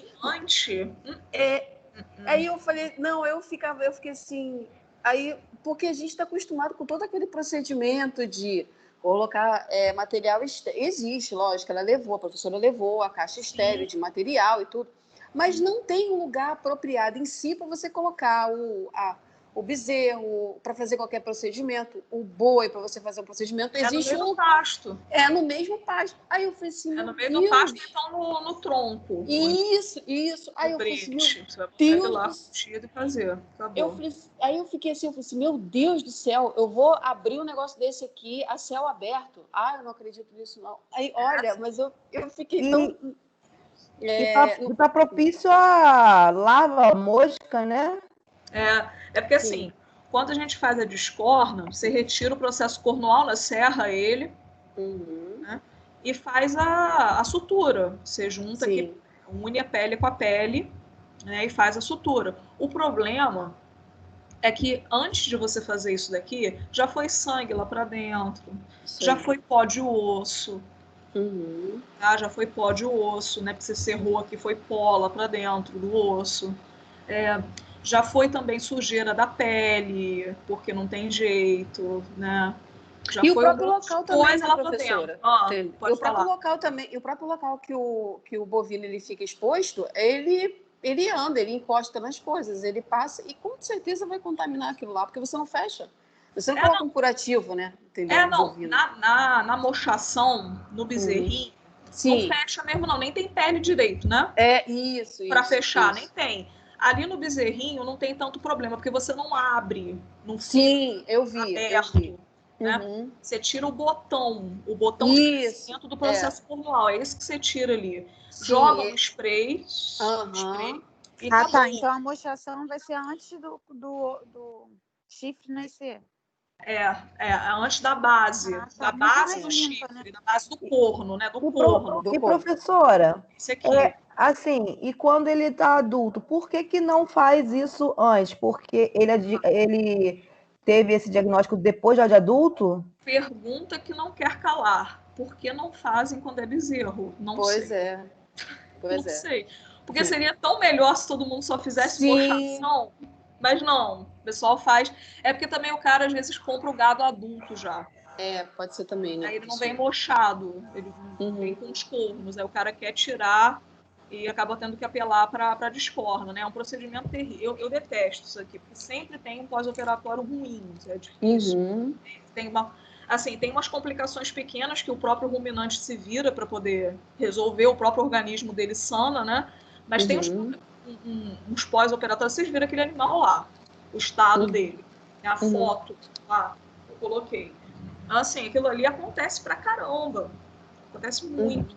né? Aí o animal emagrece porque não está comendo, né? Aí perde peso, perde produtividade. E se não retirar quando adulto, o que acontece com o animal?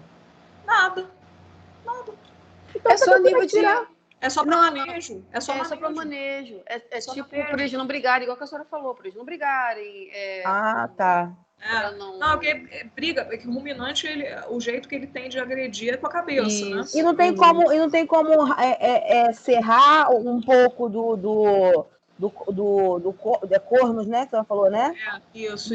Não tem como serrar ao invés de fazer essa cirurgia? Isso, mas só que o problema é que ele machuca o couro do outro. Tá, entendi. Mesmo assim, mesmo com os cornos serradinhos ali, ou até com protetor, tem uns produtores que colocam como se fosse uma borrachinha aqui assim, ó, na ponta do corno, para justamente ficar fofinha, macia, né, e ele não machucar os companheiros, né? Mas assim, ele não... Mesmo assim, corre risco de machucar. Mesmo assim, não é 100%, né? Então tem gente que apela para discorna. Bom, quando você tira então o processo cornual aqui, vou remover. Olha lá como é que fica exposto. Sim. Aberto lá, ó. E detalhe, a remoção sempre são dos dois ao mesmo tempo. Então, a abertura é pior, né? A entrada de bactéria é pior, né? Entra bilateral, entra pelos dois. E assim, é muito comum, assim, quando o animal você está realizando o procedimento de descorna, essa descarga toda de sangue, pó de osso, começa a sair aqui pela narina dele, ó. O que você está fazendo começa a sangrar. Já começa a epistaxe, né? Epistaxe é sangramento total, né? Verdade. Já começa na mesma hora. Não, assim, ele tá anestesiado, não dói não, mas o problema é o pós, né? Aí você fecha, faz aqui a diérese. A sutura, isso, a síntese, né? Bonitinho. Isso. A diérese e depois faz a síntese. Ok. Na hora de cicatrizar, começa a coçar. Aí ele vai na cerca e coça a cabeça na cerca. Né? Vai abrir. Vai dar decência de sutura. Isso que é decência de sutura, é a abertura dos pontos. Né? Os pontos aí utilizados na cirurgia, para fechar. Né? Isso é decência de sutura. Deu decência de sutura, vai abrir de novo. Né?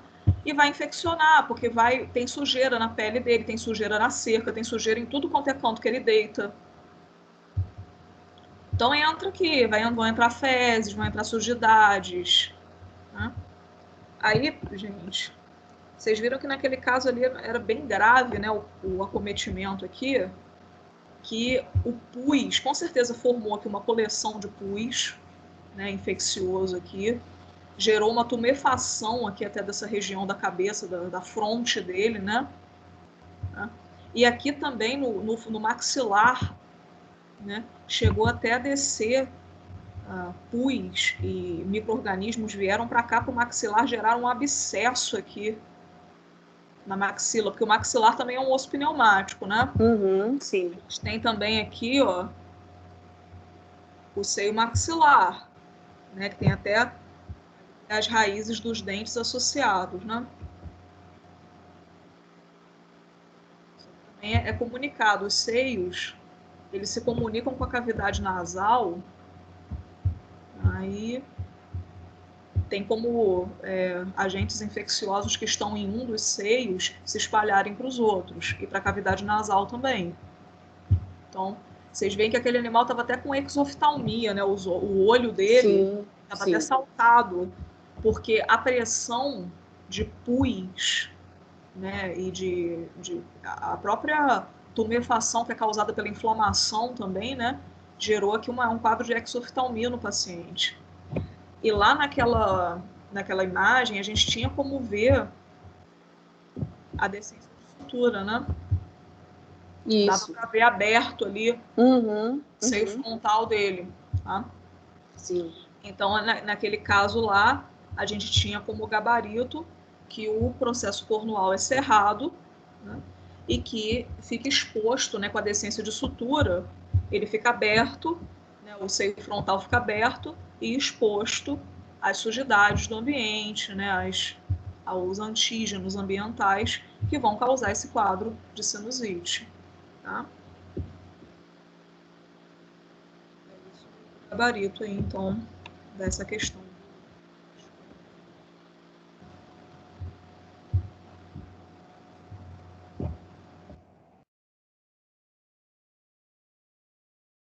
E por último, nem não menos importante, a fixação de patela. Né? A fixação de patela teve um acerto assim, de quase 100%. Tá? Muita gente, todo mundo praticamente acertou aqui. Professora, professora, eu achei pelo menos uns 3 ou 4 artigos falando da fixação de patela em equino. É muito comum. Uhum. É muito comum acontecer aquilo em cavalo jovem. Né? Isso, eu vi. O paciente lá era jovem, né? Uhum. Acontece bastante fixação de patela. Normalmente, ela é reversível. O animal, do jeito dele, ele consegue colocar a patela de volta no lugar. Mas se ela não for reversível, tem que fazer até uma desmotomia, tem que cortar o ligamento patelar, para a patela voltar para o lugar. Mas aí você faz a reconstrução do tendão, professora, ou não? Ou ele... Do ligamento, não. Isso, não, do ligamento. Não faz não. Ah, tá. Quer ver? Deixa eu só fechar a vaca aqui e abrir o cavalo, que eu mostro nele. Tem que mostrar também o dente do áxis para vocês lá nele. Que a vaca, não sei porquê, não colocaram nela. Deixa eu aqui.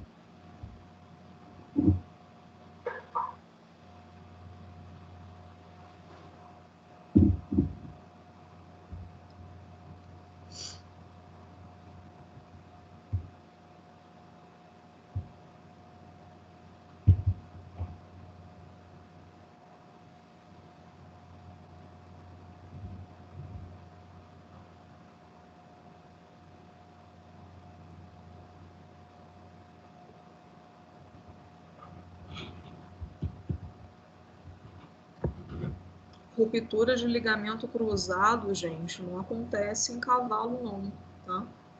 Teve, assim, o pessoal que às vezes se equivocou ali, botou ruptura de ligamento cruzado, não acontece em cavalo, não, gente. Muito forte ali, não rompe, não. A não ser que alguém venha ali e corte, né? Faça ali, seja um trauma daqueles, né?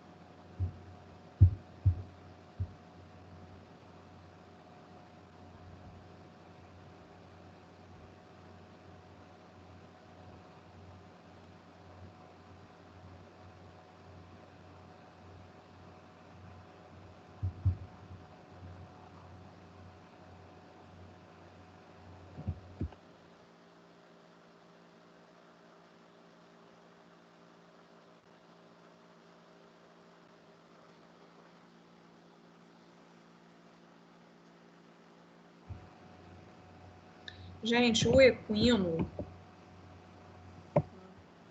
que permanece por muito tempo em pé, em estação, né? Porque ele pasta por muito tempo. O cavalo, ele tem esse comportamento, né? Esse hábito criado aí de pastar, às vezes 16 horas por dia. Se você deixar solto, ele vai pastando, vai caminhando, ele caminha um pouco, pasta, fica ali bem à vontade para fazer a sua ingestão praticamente contínua, né?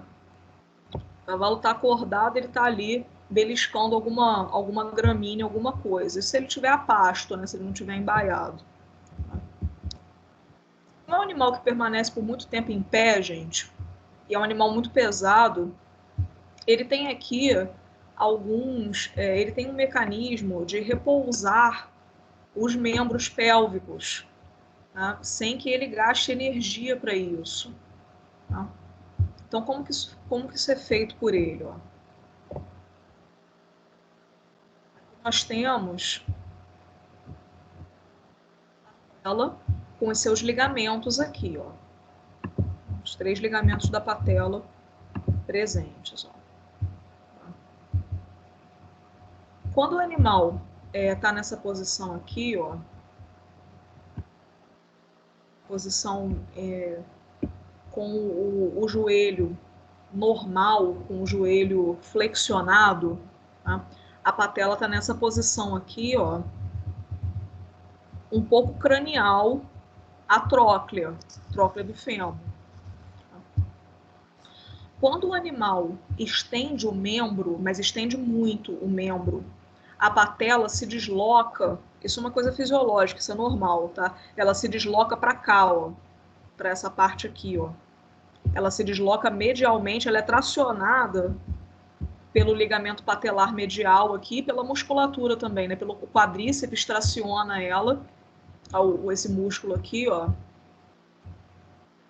Deixa eu tirar isso aqui. O quadríceps, que é esse músculo aqui, traciona a patela proximalmente aqui, tá? Enquanto o ligamento patelar medial a traciona medialmente. Então, ela se encaixa aqui assim, ó, na parte medial. Tá? Vocês podem ver que a tróclea do fêmur, do cavalo, ela é assimétrica. Tem, ó, essa crista dela medial aqui é maior do que a crista lateral. Então, a patela fica presa aqui assim, ó, clec. Ela prende aqui. Tá? Quando a patela fica presa, ela se prende aqui, né, ele fixa a patela, isso que é o nome que a gente fala, né? Ele fixa a patela. Toda a musculatura flexora dele descansa. Tá? A musculatura flexora descansa e ele pode manter o membro estendido de forma passiva. Tá? Isso aí, quando a gente começar a falar de músculo e entrar um pouco na parte das espécies ali individualmente, na aula prática eu também vou mostrar para vocês, é devido a um aparato de ligamentos que o cavalo tem aqui no membro pélvico, que a gente chama de aparato recíproco. Tá? Então, ele consegue manter o membro aqui estendido sem gastar energia dos músculos. Então, ele pode repousar sem gastar energia. Só que o cavalo, ele tem a capacidade, o cavalo assim, sem nenhuma afecção patológica, o animal um pouco mais velho, ele tem a capacidade de simplesmente voltar a flexionar aqui o membro e a patela volta para sua posição de costume. Isso aí ele faz toda hora. Tá? Toda hora ele faz isso. Certo? Tá? É isso. Agora, quando o cavalo é muito jovem, aí ele não tem ainda a elasticidade necessária dos ligamentos da patela, pode ocorrer dele fazer isso, dele fixar a patela e ela não voltar. Ele não consegue retornar a patela à sua posição aqui normal. Tá? Então, ele fica com o membro ali estendido, igual aquele animal lá da foto, do exercício, né? Ele fica com o membro estendido, arrastando a pinça do casco. O que é a pinça do casco? É a ponta do casco dele. Ele fica ali com o membro estendido, ele não consegue apoiar o membro direito mais, não consegue pisar, porque o membro fica todo estendido. Ali é uma fixação de patela patológica, o animal não consegue voltar para sua posição. No caso daquele animal lá, né, era uma fixação de patela permanente, né, ela ficou. Então, qual que é o jeito de resolver isso? Cortar o ligamento patelar medial aqui. Cortou o ligamento patelar medial, a patela volta para sua posição de costume. Isso daí, pessoal, esse tratamento é uma desmotomia que a gente fala. Tá? Isso não prejudica o animal atleticamente, nada não, tá? Ele se mantém bem ali realizando as suas provas, qualquer coisa do tipo. Ele só não vai mais conseguir fixar o membro, fixar a patela naquele membro. Tá? Então é isso. Dúvida? Entendi, professora. Entendeu? Eu não. Se tiver alguma dúvida, a gente resolve aqui.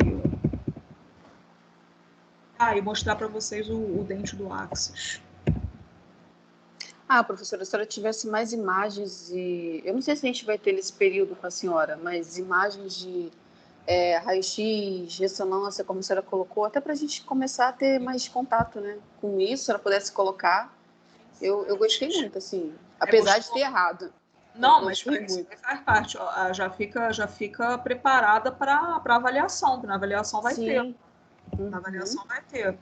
Tá? Então fica preparada lá, porque eu vou colocar umas também lá na avaliação para vocês verem, tá? Tá bom. Na avaliação eu vou colocar aí questões que a gente já trabalhou em sala, tudo direitinho. Aquele exercício ali eu coloquei mais foi para vocês pesquisarem, irem sozinhos, tentando fazer. Tá? Então deixa eu mostrar aqui para vocês o dente. Olha aqui, ó. Olha lá o dente do Axis. É ele aqui, ó. Vai se articular com a fóvea do dente lá no Atlas, ó.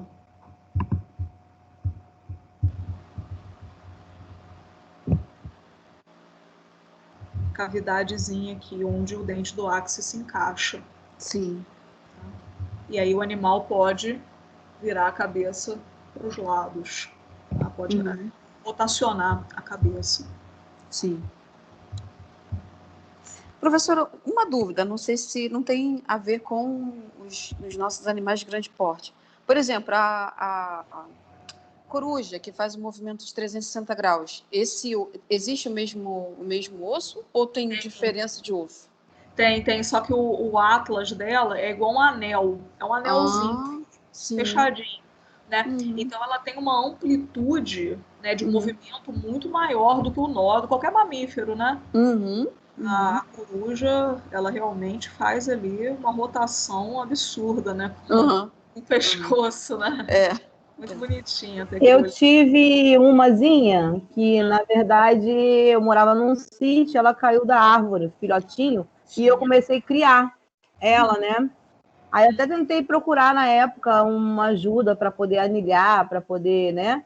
Mas só que aí eu tive que fazer uma mudança brusca e não tive como trazer para onde eu vim, porque eu não podia transitar com ela, porque é crime, né? Sim. E aí eu estava esperando resolver essa situação para poder conseguir trazê-la. Só que ela faleceu. E quando eu voltei lá para pegar ela, que eu levei no veterinário para fazer a autópsia, porque eu achei que tinham matado ela envenenada, o médico falou para mim que ela morreu de depressão, porque só quem cuidava dela era eu. Como eu fiquei mais de 30 dias longe dela, ela teve depressão e eu não sabia que isso existia em coruja. Ave que é monogâmica morre mesmo. Papagaio, arara. Nossa, impressionante. Morrem mesmo, monogâmico, porque coruja, se eu não me engano, é. Eu me senti culpada, porque eu não trouxe, porque eu poderia ser presa, né? Mas eu fiquei culpada, eu preferia ser presa e ter me arriscado em trazê-la do que ter perdido. Mas você não sabia, tadinha. Mas eles morrem mesmo. A ave com isso daí é terrível. A ave que é monogâmica, eu acho que a coruja se eu não me engano. Elas escolhem uma pessoa e é aquela pessoa que elas têm que ver todo dia, tem que ter, né, aquela interação, porque eles ficam muito tristes mesmo, que eles são assim na criação do vínculo com o companheiro, né? Então acaba que com o humano deles, né, eles acabam tendo esse vínculo aí muito forte. Acontece a mesma coisa com o papagaio, a arara, a calopsita, esses psitacídeos aí que são monogâmicos, né, eles ficam muito tristes, ficam bem deprimidinhos. Pessoal, eu vou parar a gravação aqui. para não ficar, tá ficando grande.